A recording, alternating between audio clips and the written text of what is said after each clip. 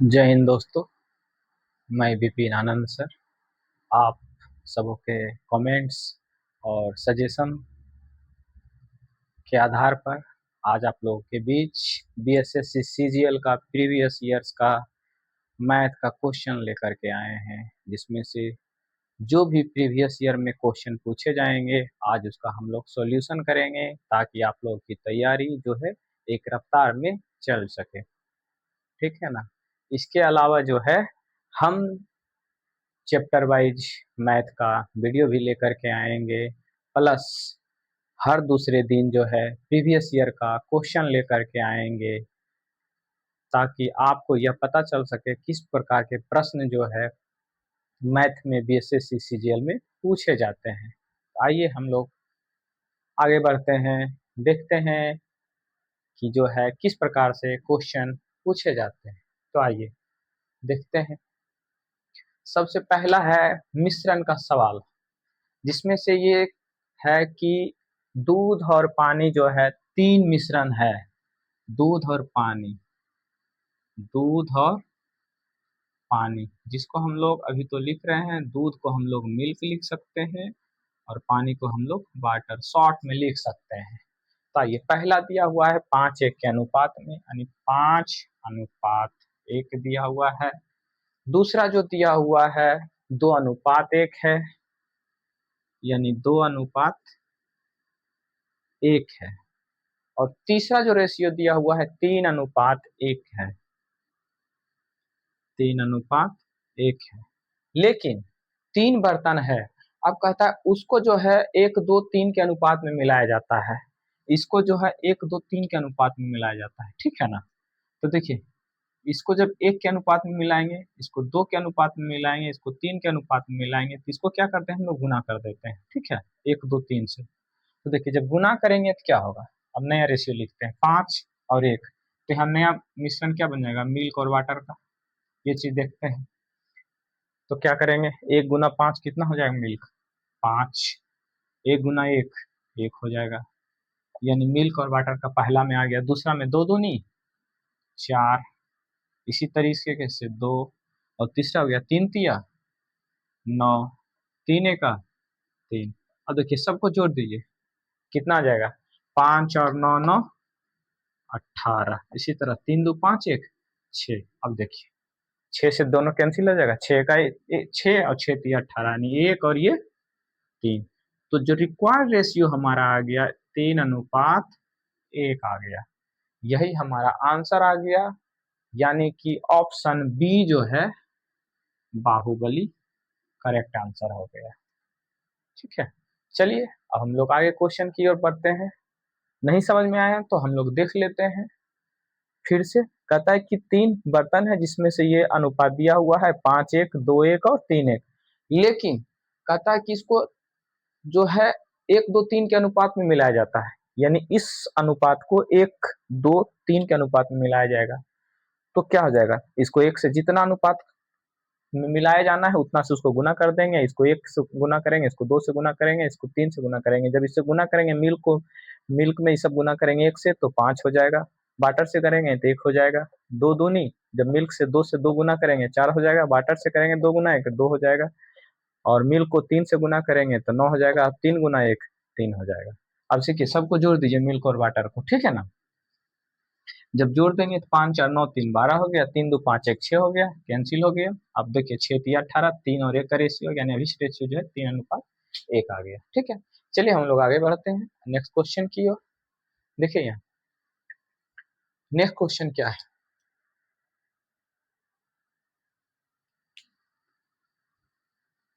तो साधारण ब्याज का हम लोग फार्मूला जानते हैं, दर बराबर क्या होता है, ब्याज गुना 100, मूलधन गुना समय।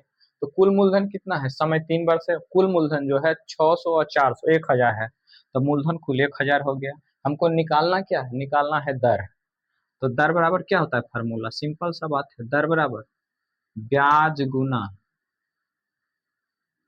100 और मूलधन गुना समय, यही तो होता है फार्मूला। देखिए, तो ब्याज कितना दिया हुआ है, कुल ब्याज कहता है कि उसको 90 रुपया मिलता है।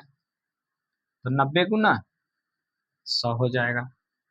अब आइए, मूलधन कितना दिया हुआ है? मूलधन दो भाग में बांटा हुआ है, 400 और 600, तो कितना हो जाएगा? 1000 नहीं हो जाएगा? तो इसको लिख सकते हैं 4000 प्लस 600, और समय कहता है ये 3 वर्ष के लिए है, तो क्या हो जाएगा?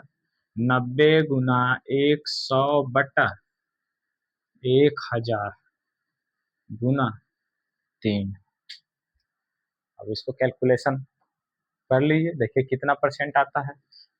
1 2 3, 1 2 3, 3 जीरो से 3 जीरो कैंसिल हो गया, 9/3 को तो काटेंगे, 3% आ जाएगा। काटिए या नहीं काटिए कोई दिक्कत नहीं है, ऐसे भी लिख सकते हैं।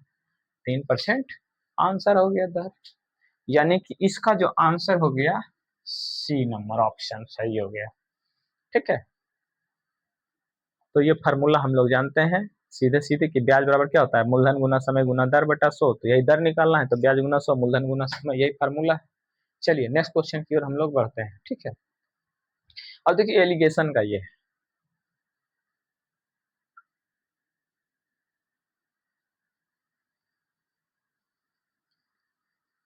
चलिए नेक्स्ट क्वेश्चन 3 नंबर की ओर बढ़िए हम लोग, और ये एलिगेशन का दिया हुआ है। तो पहला कहता है तेल की कीमत, इसमें पहला प्रकार की तेल है।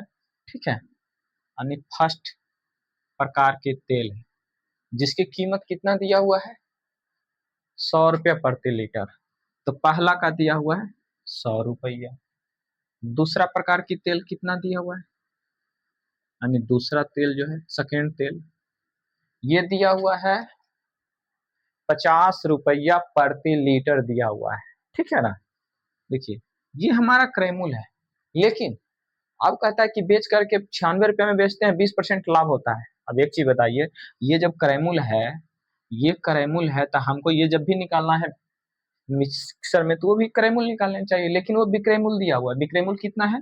96 रुपया दिया हुआ है। कितने परसेंट लाभ पे? 20% लाभ पे। तो 100 रुपया का सामान कितने में बेच रहे हैं? 120 में, तब ना 120 का वैल्यू ना है, तो क्रय मूल्य क्या होगा? 100। इसको निकाल लीजिए 100 से, एक जीरो से जीरो कैंसिल, 12 8 96, 8 गुना 10 कितना हो गया? 89 आ गया क्रय मूल्य। ठीक है ना, तो क्रय मूल्य को अब लिखे यहाँ 80। ठीक है, तब क्या आ जाएगा? किस अनुपात में इसको कहता है मिलाने के लिए? तो 100 में से 80 जाएगा, कितना हो जाएगा? घटेगा 20। और ये जब भी वैल्यू आएगा, एक चीज ध्यान रखना है मिश्रण में, कि ये दोनों का बीच का वैल्यू आएगा। तो 100 है 50 है, देखिए दोनों के बीच में 80 आता है कि नहीं, क्योंकि एक प्रकार का ये मिश्रण जो होता है वो औसत होता है। अब देखिए 80 में से 50 घटाइए, कितना हो जाएगा? 30। अब देखिए 30 और 20 का रेशियो कितना हो जाएगा? एक जीरो कैंसिल हो जाएगा, यानी कि 3:2 हो गया।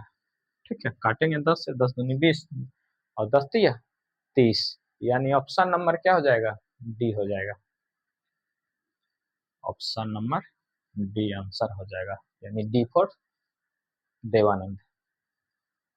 चलिए अगला, अगला क्वेश्चन जो है कुछ नहीं है, वो फार्मूला बेस्ड है। ठीक है ना, ये 3 नंबर क्वेश्चन था। चलिए अब हम लोग चौथा क्वेश्चन की ओर आगे बढ़ते हैं। तो चौथा क्वेश्चन कुछ भी नहीं है।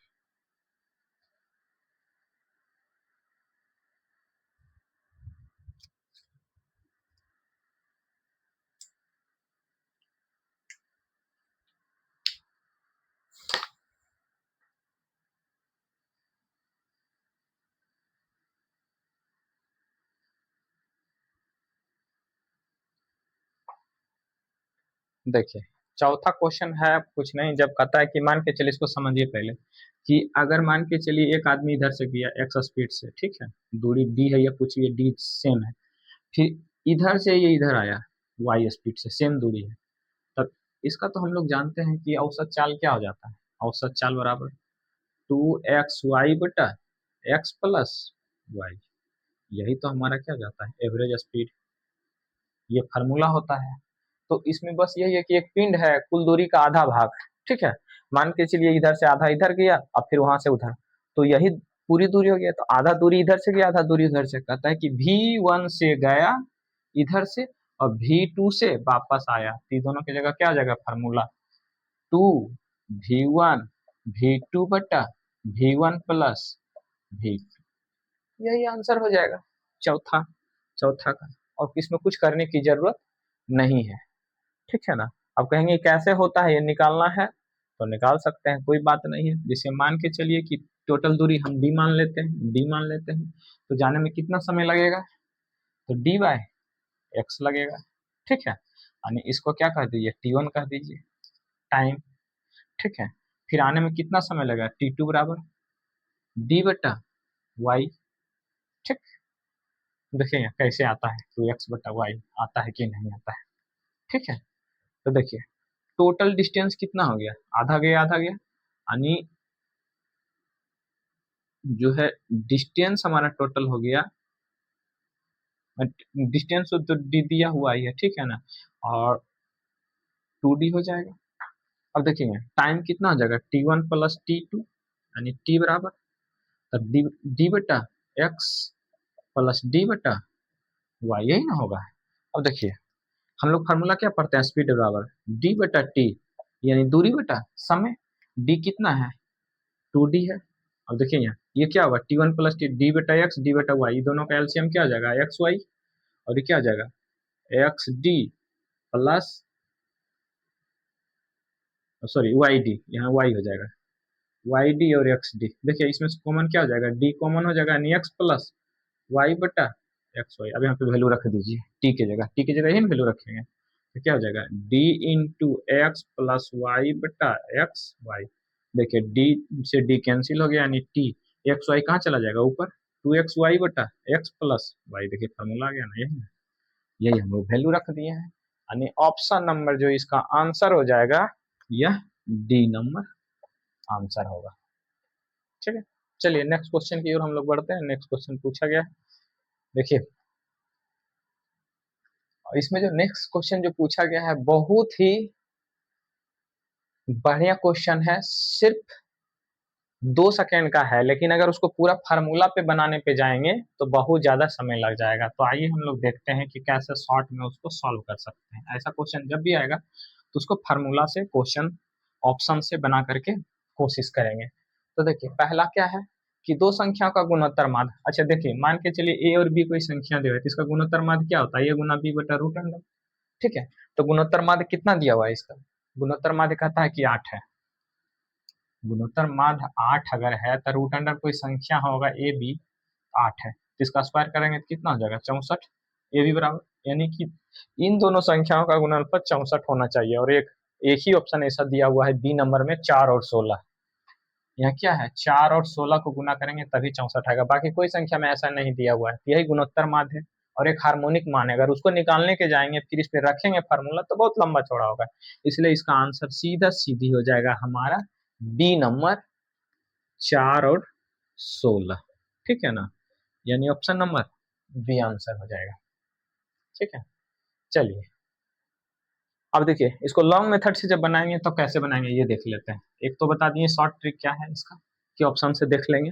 चलिए तो क्या हमने बताया कि जो मान के चलिए दो संख्याएं ए बी है, ठीक है, तो इसका जो गुणोत्तर माध्य 8 है, तो ए बी बराबर कितना हो जाएगा, 8 64 आ जाएगा, यानी इसको इक्वेशन नंबर 1 मान लीजिए। दूसरा कहता है कि गुणोत्तर माध्य, गुणोत्तर माध्य का मतलब क्या होता है, एच एम बराबर होता है जितनी संख्या है, दो संख्या है तो 2 हो जाएगा, एन बटा 1 बटा जो भी संख्या ए प्लस 1 बटा बी प्लस 1 बटा सी, जितनी संख्या रहेगी 1 बटा सी 1 बटा डी, इस टाइप से। और एच एन का वैल्यू कितना दिया हुआ है, एक चीज देख लीजिए, 6 पॉइंट कितना दिया हुआ है, 4 दिया हुआ है, तो यहाँ पे रख दीजिए 6.4 बराबर एन का वैल्यू, दो संख्या दे 1 बटा ए प्लस 1 बटा बी।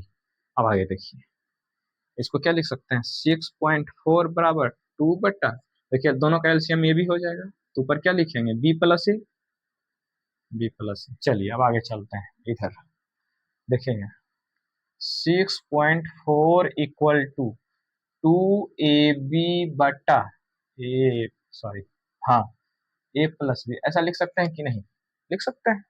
ये ए बी ओ को बी ए लिख देते हैं, ए बी ऊपर चला जाएगा। अब आगे चलते हैं, देखिए यहाँ 6.4 बराबर 2, देखिए ए बी का वैल्यू यहाँ से लिख सकते हैं कि नहीं, 64, तो लिख दीजिए, यहाँ से लिखेंगे 64 बटा ए प्लस बी, यानी ए प्लस बी बराबर क्या हो जाएगा, 2 गुना 64 बटा 6.4। अब देखिए दशमलव को इसको उड़ा दीजिए तो ऊपर 10 चला जाएगा, ये दोनों कैंसिल हो गया, यानी 10 दूनी 20 हो गया, यानी a प्लस बी बराबर 10। अब देखिए दो कंडीशन आपके पास है, ए बी का गुना करेंगे तो 64 आ जाना चाहिए, दोनों को जोड़ना चाहिए तो 20 आना चाहिए।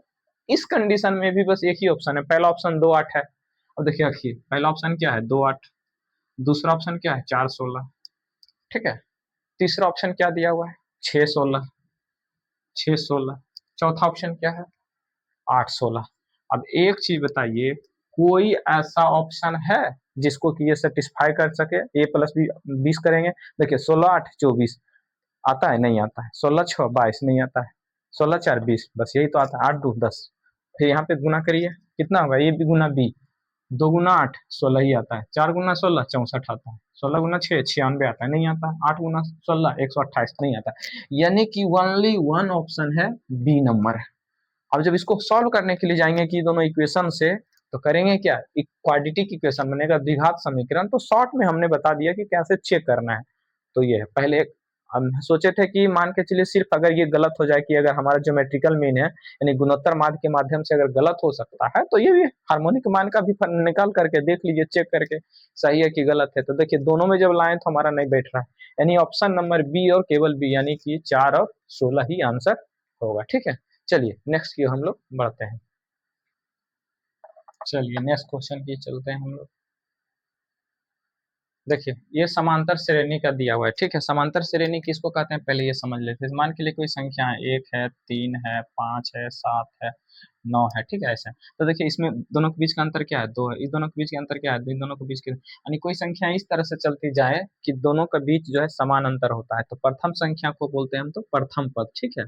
इसके बीच को बोलते हैं प्रथम पद, जिसको हम लोग सूचित करते हैं ए से, और दूसरा को बोलते हैं सार्व अंतर। सार्व अंतर क्या होता है ये समझ, जैसे कि दूसरी संख्या और पहली संख्या के बीच का अंतर कितना है, फिर तीसरी का दूसरी से, चौथी का पांचवी तीसरी से, पांचवी का चौथी से, यानी दो लगातार संख्याओं का जो अंतर होता है वही सार्व अंतर होता है, और इसको हम लोग डी से सूचित करते हैं। तो इसका जो एनवा पद होता है, ठीक है, एनवा पद का जो फार्मूला होता है a plus N minus one into d a होता है, ठीक है। तो देखिए प्रश्न में दो श्रेणी दिया हुआ है, एक श्रेणी दिया हुआ है 3 + 10 + 17 + ... ठीक है, पहली श्रेणी ये है। दूसरी श्रेणी जो दिया हुआ है 63 65, 63 65 67 + ... दो श्रेणी दिया हुआ है। चलिए हम लोग पहली श्रेणी के लिए चलते हैं, और कहता है ये जो दो श्रेणी दिया हुआ है दोनों का एनवा पद कहता है समान है। तो देखिए पहली श्रेणी, ठीक है, पहली श्रेणी के लिए एनवा पद, एनवा पद, अब इसको T1 कर दीजिए, TN1, तो क्या हो जाएगा a प्लस ए की जगह 3 लिख सकते हैं, n-1, तो एनवा पद हम लोग n मान लेते हैं, बराबर है डी कितना है, देखिए 10 में से 3 जाएगा 7, 17 में से 10 जाएगा, कितना बचेगा 7, ये हो जाएगा। अब दूसरी श्रेणी के लिए क्या हो जाएगा, दूसरी श्रेणी के लिए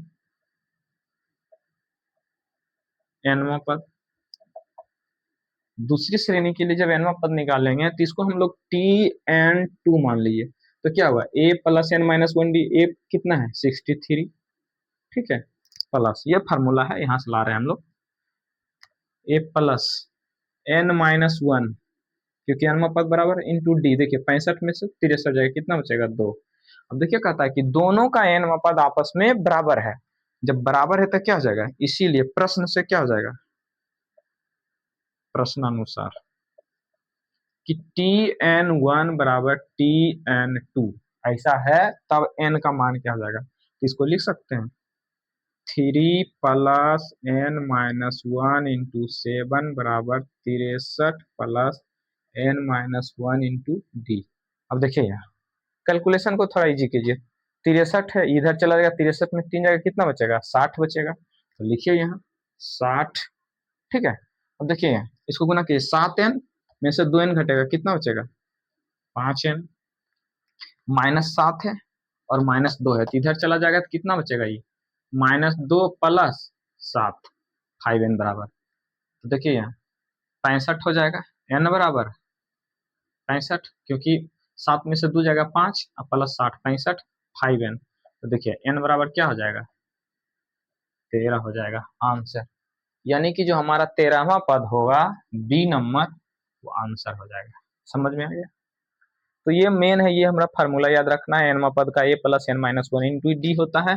इसी तरह से अगर इसका योग निकालेंगे तो होता है N by two, two A plus N minus one into D. यही होता है एनवा पद, यानी एन पदों का योग जब ये होगा और एनवा पद ये होता है फार्मूला। ठीक है ना? इसको और का दूसरे जगह। तो चलिए, औसत क्या होता है कि जितनी संख्याएं दिया हुआ है, अब देखिए पहले समझ लीजिए तब हिसाब पे आते हैं। औसत क्या होता है कि जितना संख्या दिया हुआ है, ठीक है ना, उसका योग, यानी दिए गए संख्याओं का योग होता है। योग बटा कुल संख्या, यही होता है औसत।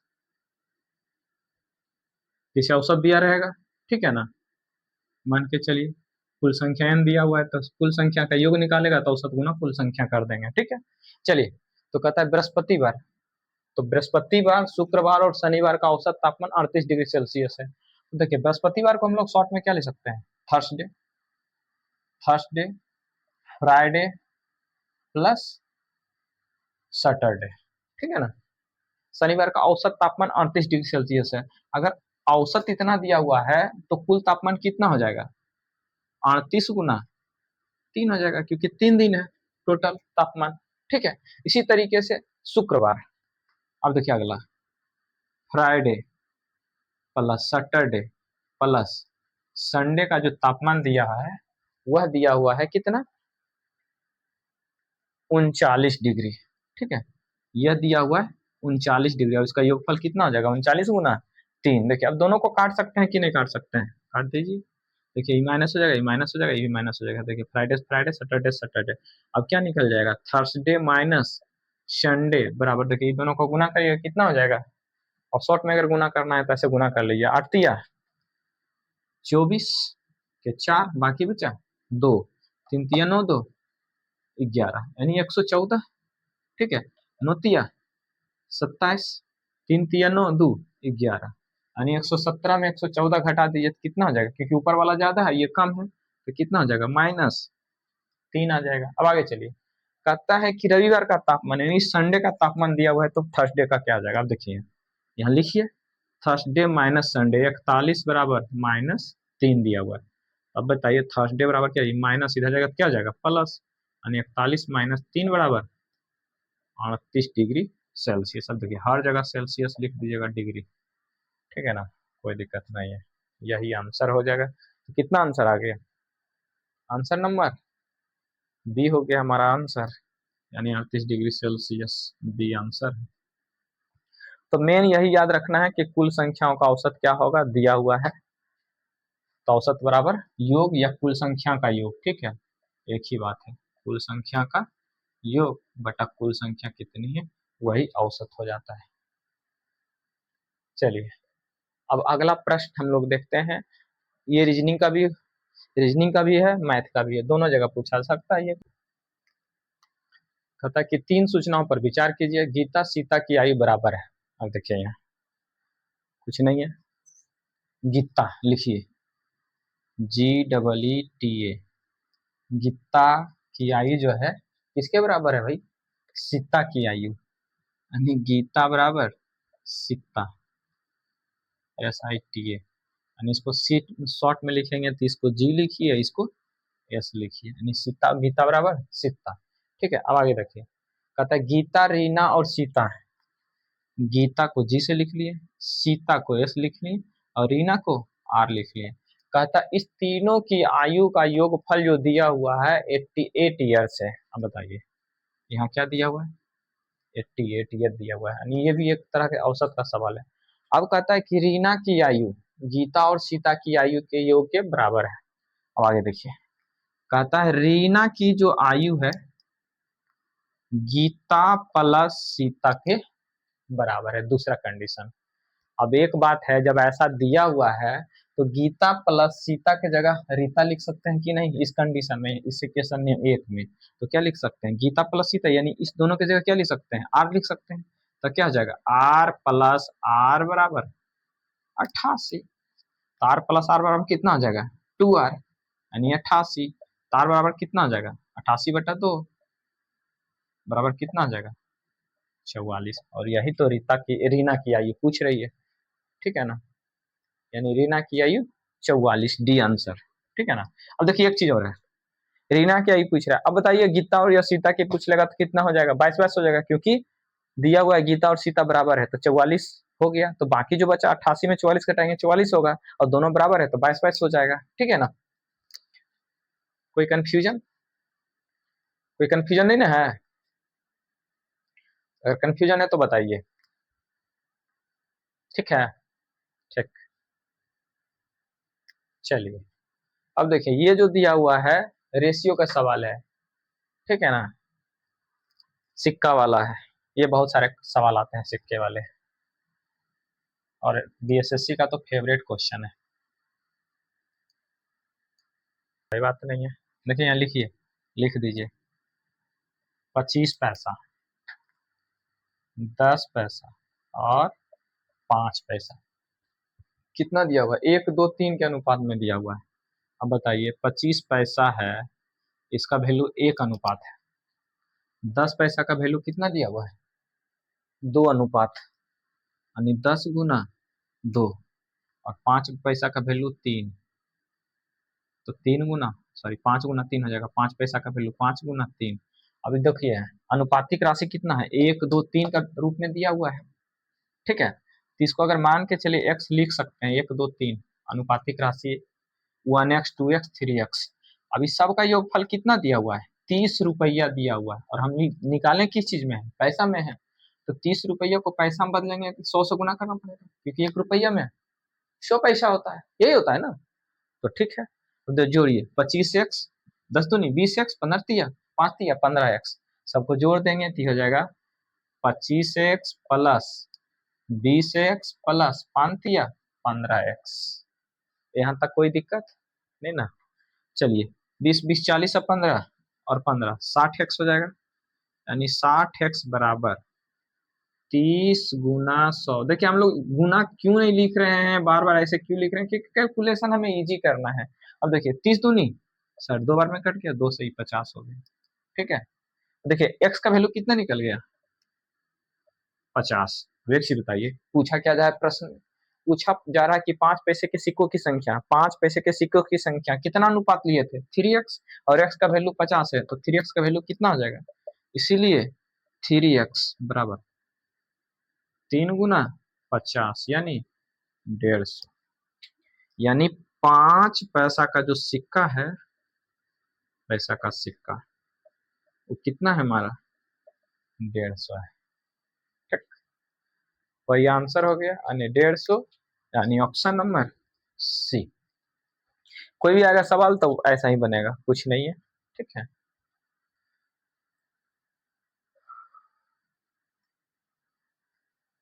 चलिए अब आइए देखिए घड़ी वाला है, ये घड़ी वाला क्या है, घड़ी सुस्त हो जाती है, तेज हो जाती है, तो सही समय कब बताएगी, इसी टाइप से क्वेश्चन है। एक दिन में कितना रात होते, एक दिन में जो है कितना घंटे होते हैं, याद रखना है, 24 घंटे होते हैं, ठीक है ना, 24 घंटा को एक दिन मानते हैं। तो घड़ी देखिए क्वेश्चन क्या कह रहा है, क्वेश्चन कह रहा है कि एक घड़ी प्रतिदिन 15 मिनट आगे हो जाती है, यानी एक घड़ी जो है, जैसे मान के चलिए जब घूमती है ये 24 घंटा, मतलब 2 राउंड, यानी मान के चलिए आज रात 12 बजे से लेकर के कल रात 12 बजे तक में, तो वो 15 मिनट फास्ट हो जाती है, ठीक है ना, तेज हो जाती है, आगे हो जाती है। तो देखिए 24 घंटा में कितना मिनट तेज होती है, 24 आवर में 15 मिनट तेज तेज हो जाती है, ठीक है। लेकिन देखिए क्वेश्चन में क्या कह रहा है कि 12 बजे दोपहर में इसका सही समय मिलाया गया तो प्रातः 4 बजे। अब बताइए 12 बजे दोपहर से लेकर के 4 बजे सुबह तक में कितना टाइम हो जाएगा, बताइए समय कितना हो जाएगा, 12 बजे दोपहर से 4 बजे सुबह तक, सुबह तक कुल, यहाँ लिखना है कुल समय कितना हो जाएगा। देखिए यहाँ ये सिंपल सा बात है, 12 से 12, दोपहर से 12 से रात 12 बजे तक 12 घंटा हो गया, फिर 4 बजे सुबह तक, तो 4 घंटा और जोड़ देंगे, कितना हो जाएगा 12 + 4 बराबर 16 आवर, यानी 16 घंटा। अब बताइए प्रश्न में क्या दिया हुआ है, 24 घंटा में 15 मिनट तेज हो जाती है, तब देखिए एक एक नियम से बन जाएगा। 24 घंटा में 15 मिनट तेज हो जाती है, तो 1 घंटा में कितना हो जाएगा 15/24, होना है कितना में 16 घंटा में, तो क्या हो जाएगा 15/24 × 16। अब यहाँ नहीं काटने का रीजन होता है, देखिए यहाँ से कट जाएगा, 8 दूनी 16, 8 तिया 24, 3 × 5 = 15, यानी 5 दूनी 10 मिनट, कितना मिनट तेज होगी 10 मिनट, यानी 4 बजे सुबह जो है 10 मिनट तेज होगी, तो सही समय क्या होगा 10 मिनट तेज होगा, ठीक है ना। तो घड़ी पे जो है एक्चुअली में क्या समय दिखा रहा होगा ये बताइए, तो समय क्या दिखाएगा, तो समय जो दिखाएगी, समय दिखाई देगा, कितना दिखाई देगा भाई 4 + 10 मिनट बराबर 4:10। यही हमारा आंसर हो जाएगा, यानी सुबह में 4:10 आंसर हो जाएगा, यानी ऑप्शन नंबर सी, सी मतलब कैटरीना कैफ। चलिए अगला क्वेश्चन क्या है, कि कहता है 4 गो घंटी है बजाते हैं, मतलब एक चीज बताइए, घंटी वाला जो क्वेश्चन होता है कि जैसे कोई 3 मिनट में बजा, कोई 4 मिनट में, कोई 5 मिनट, तो साथ कितना बजेगा, तो ये क्वेश्चन है कि वो एक साथ बजता है तो फिर एक साथ बजने में कितना समय लगेगा। देखिए यहाँ ये कहता है कि 3 मिनट पे बजता है एक, देखिए एक कहता है कि 3 मिनट पे बजता है, दूसरा दूसरा जो घंटी है वह 8 मिनट 12 मिनट, 8 मिनट 12 मिनट और है कोई 15 मिनट। अब देखिए इसका एलसीएम कितना होगा ये बताइए,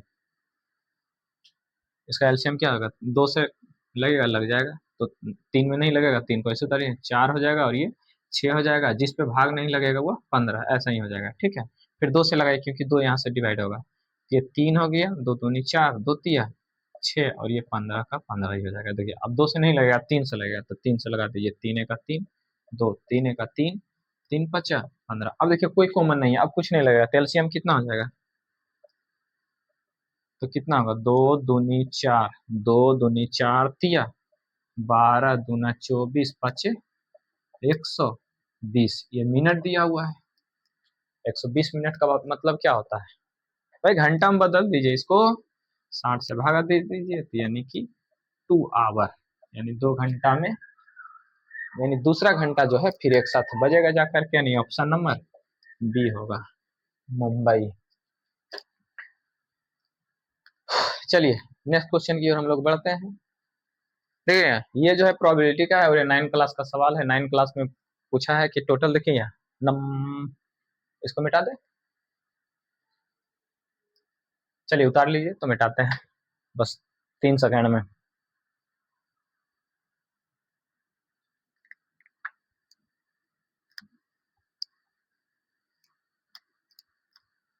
देखिए ये प्रोबेबिलिटी का सवाल है, कहता है रेड, नंबर ऑफ रेड यानी कि लाल, लाल को हम नंबर ऑफ रेड ले लेते हैं, ये कितना दिया हुआ है 5 है, ठीक है। नंबर ऑफ व्हाइट कितना दिया हुआ है 4 दिया हुआ है, तो नंबर ऑफ एस कितना हो जाएगा, नंबर ऑफ सैंपल, कुल मिलाकर के दोनों कितना हो जाएगा 9 हो जाएगा। पूछा क्या जा रहा है, किसकी प्रायिकता पूछा जा रहा है, प्रायिकता पूछा जा रहा है सफेद जूता होने की। देखिए यहाँ ये 5 जो है लाल जूता है, 4 व्हाइट जूता है, टोटल सैंपल हमारा कितना हो गया 9 जूता हो गया, ठीक है। अब कहता है कि व्हाइट जूता होने की क्या प्रायिकता है, इसीलिए कह रहा है नंबर ऑफ जो है ये निकालना है, सॉरी प्रायिकता ऑफ डब्ल्यू निकालना है, ठीक है ना, इसको प्रोबेबिलिटी को ऐसे लिखते हैं पीडब्ल्यू, प्रायिकता ऑफ जो है ये निकालना है। अब बताइए क्या जाएगा फार्मूला, नंबर ऑफ ई बटा नंबर ऑफ एस होता है, अगर पीई निकालना रहता है तो यहाँ पे क्या लिखे हैं डब्ल्यू लिखे हैं, तो क्या हो जाएगा डब्ल्यू हो जाएगा। तो देखिए नंबर ऑफ डब्ल्यू कितना दिया हुआ है 4 दिया हुआ है, और नंबर ऑफ टोटल सैंपल कितना है 9 है, यही तो हमारा आंसर हो जाएगा, इसमें कुछ विशेष था नहीं, 4/9 यानी ऑप्शन नंबर ए है, यही है। देखिए इसका फॉर्मूला एक्चुअली में क्या होता है, नंबर ऑफ जो है प्रोबेबिलिटी, सॉरी प्रोबेबिलिटी ऑफ ई बराबर होता है नंबर ऑफ ई बटा नंबर ऑफ एस। इसको ऐसे समझ लीजिए, मान के चलिए कोई पासा है, पासा को अगर उछालेंगे तो 1 आने की प्रायिकता क्या है, 2 आने की प्रायिकता क्या है, 3 आने की प्रायिकता क्या है, तो देखिए पासा में टोटल कितना सैंपल होते हैं, यानी उसमें नंबर ऑफ एस जो हो जाएगा 6 हो जाएगा, क्यों 6 क्यों होगा, क्योंकि 1 2 3 सॉरी 2 3 4 5 6, 1 से 6 तक होते हैं टोटल, और जो पूछा जाएगा वही तो घटना हो जाएगा, इवेंट हो जाएगा। तो जो पूछेगा, जैसे सम संख्या पूछेगा आने की प्रायिकता, तो 2 4 3, तो 3 हो जाएगा वहाँ। विषम संख्या 1 3 5, तो 3 हो जाएगा। सिर्फ कहेगा 1 आने की प्रायिकता, तो नंबर ऑफ इवेंट 1 हो जाएगा, 1/6 आंसर हो जाएगा। ठीक है ना? ठीक है, चलिए अगला क्वेश्चन देखिए। अगला जो है ये मिश्र समानुपात का क्वेश्चन है। मिश्र समानुपात का क्वेश्चन है। इस पर ट्रिक पे इसको सिर्फ क्या फार्मूला है वो बैठा दीजिए, कोई दिक्कत नहीं। उसमें होता है, जैसे यहाँ देखिए, उसका फार्मूला होता है M1D1H1 बटा W1 बराबर M2D2H2 बटा W2। सिंपल सा बात है, जो जो दिया हुआ है रखिए, जो नहीं दिया हुआ है बराबर हो जाता है। ठीक है ना? देखिए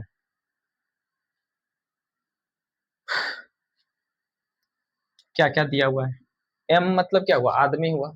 तो देखिए 2 टंकक, पहला कंडीशन में 2 टंकक दिया हुआ है। डी मतलब डे होता है, समय होता है, आवर होता है। तो डी कितना दिया हुआ है? 5 मिनट है, पहला कंडीशन में 5। एच नहीं दिया हुआ है तो उसको छोड़ देंगे। ठीक है। डब्ल्यू कितना काम कर रहा है बताइए? 2 पृष्ठ टाइप कर रहा है। ठीक है ना? बराबर। दूसरा में क्या था? M2 कितने टंकक लगेंगे? टंकक पता नहीं, वही पूछ रहा है, M2 पूछ रहा है। D2 कितना दिया हुआ है? कितने वो कर रहे हैं? ठीक है ना? तो टाइम जो है 10 मिनट लग रहा है। ठीक है, 10 मिनट लग रहा है। W2 कितना पेज करना है? तो 20 पेज करना है। अब बताइए इसमें से M2 का वैल्यू नहीं निकलेगा? देखिए 2 से 2 कैंसिल हो जाएगा, 5 दूनी 10 कैंसिल होगा, 2 से 10 हो जाएगा। यानी जब तिरछा गुनेंगे तो इधर चला आएगा ये, और यहीं रह जाएगा। तो M2 बराबर कितना हो जाएगा? 10 पृष्ठ। यही तो हमारा आंसर है। कितने टंकक लगेंगे? तो 10 टंकक लगेंगे, यानी ऑप्शन नंबर सी हो जाएगा आंसर। ठीक है, चलिए अगला देखिए। ये मैथ का नहीं है, एक्चुअली में रीजनिंग का है, और ये जो है साइकोलॉजी का क्वेश्चन है। ठीक है ना? हम लोग इंटेलिजेंस कैसे निकालते हैं, ठीक है ना, किसी भी बच्चे का। तो फार्मूला होता है आईक्यू निकालने की, बुद्धिमत्ता निकालने की फार्मूला होता है। चलिए इसको मिटाते हैं, अब फार्मूला पहले समझ लेते हैं तब क्वेश्चन बनाएंगे। देखिए क्या दिया हुआ है, कहता है कि राम 8 वर्ष का है, लेकिन उसकी कार्य का श्रृंखला जो है औसत 10 वर्ष के बच्चे के समान है। अब बताइए तो उसकी बुद्धि लब्धि क्या है? चलिए वही बुद्धि लब्धि को आई लिखते हैं हम लोग, आई क्यू, बुद्धि लब्धि यानी आई क्यू बराबर फार्मूला होता है। क्या फार्मूला होता है? कि उसका मेंटल एज कितना है, यानी किस लेवल से उस समझ रहा है, बटा उसका रियल एज कितना है। या फिर जो है हमारा फार्मूला होता है सी ए। ठीक है, ये फार्मूला होता है गुना 100, और ये हमारा रियल एज कहलाता है। ठीक है ना? समझ गए? अब देखिए इसमें क्या है, करना कुछ नहीं है। मेंटल एज कितने का है? 10 वर्ष का समझ रहा है, वही ना मेंटल एज है। तो 10 वर्ष के समझ रहा है, लेकिन एक्चुअली में रियल एज कितना है उसका? ये 8 साल का है बच्चा, 100 से गुना कर दीजिए, वही तो उसका IQ है। कटेगा? नहीं कटेगा। 5 से और ये 4 से, 4 से ये 25 बार में 25 गुना 25 कितना हो जाएगा? 125। यानी उसका बच्चा का जो IQ है 125 है। समझ गए? यानी ऑप्शन नंबर बी है। बताइए कितना बच्चा तेज है? IQ लेवल 100 से ऊपर है। ठीक है, चलिए अब एक चीज बताइए, LCM पूछा जा रहा है, ये क्वेश्चन बताने की जरूरत है? नहीं है हमारे समझ से तो, लेकिन फिर भी आइए देख लेते हैं शॉर्ट में कैसे बनाना है LCM। नीचे देखिए, देखिए पहले कितना दिया हुआ है वो सब पूरा नहीं करना है। देखिए यहाँ कहता है 27 है। ठीक है, और क्या है? 63 और 72। 27 63 और 72, इसका LCM निकालना है। देखिए अब पुराना मेथड को छोड़िए। 27 को क्या लिख सकते हैं? 9 गुना 3। 63 को क्या लिख सकते हैं? 9 गुना 7। इसको 72 को क्या लिख सकते हैं? 9 गुना 8। अब देखिए तीनों में क्या है? 9 कॉमन है, तो जो कॉमन है उसको तो रहने दीजिए। गुना 3 गुना 7 गुना 8। अब देखिए ऐसा जब रहे ना तो सबसे पहले यूनिट डिजिट को देखिए, सेम होता है। 9 3 27, 7 7 49, 9 9 8 72। देखिए दो ऑप्शन में क्या है, तब लिखिए इसमें सब में 9 ही दिया हुआ है आंसर, तो फिर गड़बड़ है। जब सब में 2 है, लास्ट में दिया हुआ है, तब हमको गुना करना पड़ेगा। 9 तिया कितना हो जाएगा? 9 तिया 27, 27 गुना 8 सत्ती 56। कितना गुना हो जाएगा ये? 27 गुना 56 कर दीजिए, कोई दिक्कत नहीं है। 56 6 सत्ती 42, और 6 दूनी 12 4 16। इसी तरह 27 पच्चे 35, 135, 2 हो गया, 6 5 11, 3 1 4 1 5 हो गया, एक और एक यानी 1512 आ गया हमारा एलसीएम। बस ये निकाल देना है, ठीक है। तो ये फार्मूला लगाइए ऐसे निकालने के लिए, उतना भागा दे दे करके वैसे निकालने की कोई जरूरत नहीं है। तो यानी 1512 यानी ऑप्शन नंबर डी हो जाएगा, देवसेना। चलिए इस तरीके से बनाइए। अब अगला आइए, देखिए फिर भी वही साधारण ब्याज का है जो हम लोग ब्याज निकाले थे, दर निकालना है, तो यहाँ भी दर निकालने के लिए कहता है, ठीक है। इसको मिटाएं, हाँ चलिए।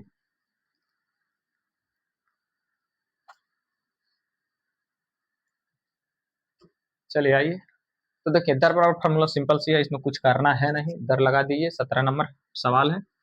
आर बराबर दर बराबर क्या आ जाएगा, ब्याज गुना 100। ब्याज कितना दिया हुआ है, सिंपल सा, ब्याज गुना 100 और पी मूलधन गुना टी समय, हो गया। तो क्या कहता है, 2 वर्ष का दिया हुआ है, 300 रुपया दिया हुआ है, सिंपल सा बात। 300 गुना 100 बटा मूलधन कितना दिया हुआ है, 5000 रुपया दिया हुआ है। 5000 रुपया गुना समय 2 वर्ष दिया हुआ है। देखिए जो कैंसिल होगा, यहाँ से 2 जीरो 2 जीरो, यहाँ से 1 जीरो 1 जीरो कैंसिल हो गया। 5 दूनी 10, 10 तिया 30। अब बताइए 5 दूनी 10 तिया 30 यानी 3% जो है हमारा दर हो गया, कुछ नहीं है। अब इसको कलम चलाने की एक्चुअली जरूरत नहीं है, ये पूरा हम डिटेल्स करा रहे हैं इसीलिए, नहीं तो सिंपल सा बात है। क्या है, 300 रुपया कितना मिल रहा है, 300 रुपया 2 वर्ष का मिल रहा है, तो 1 वर्ष का कितना हो जाएगा, 150।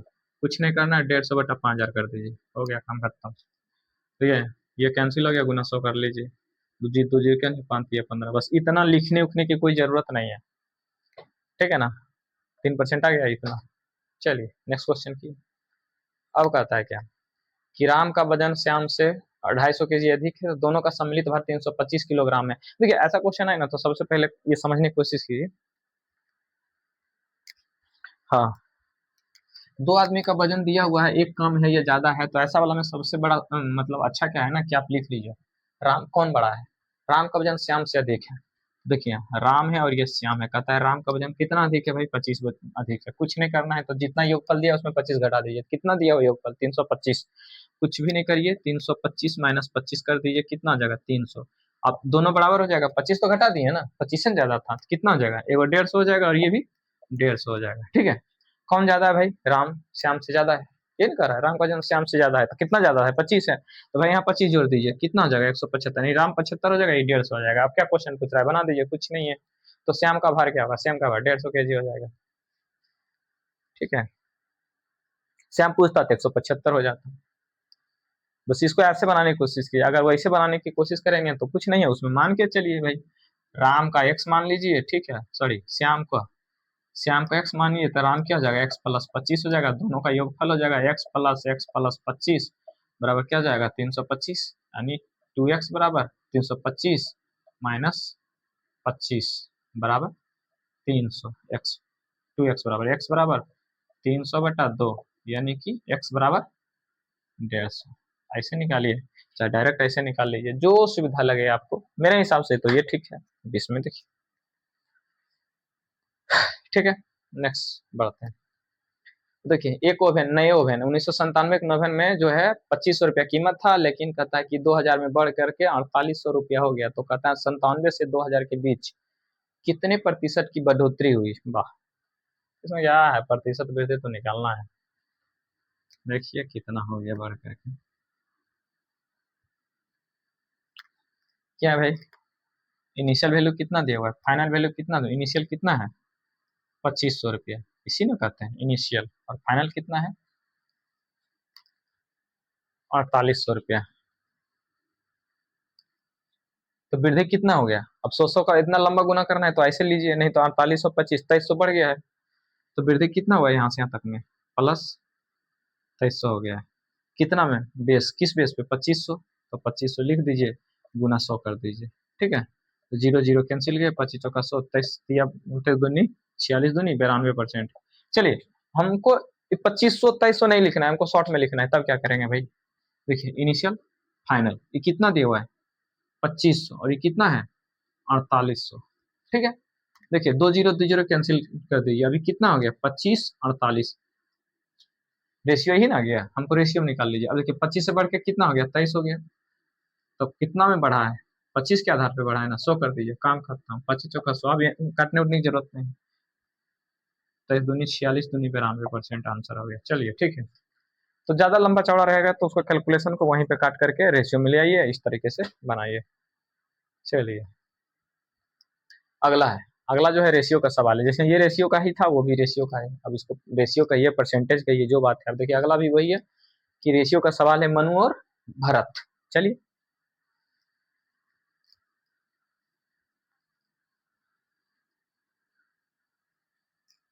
देखिए यहाँ मनु और भरत।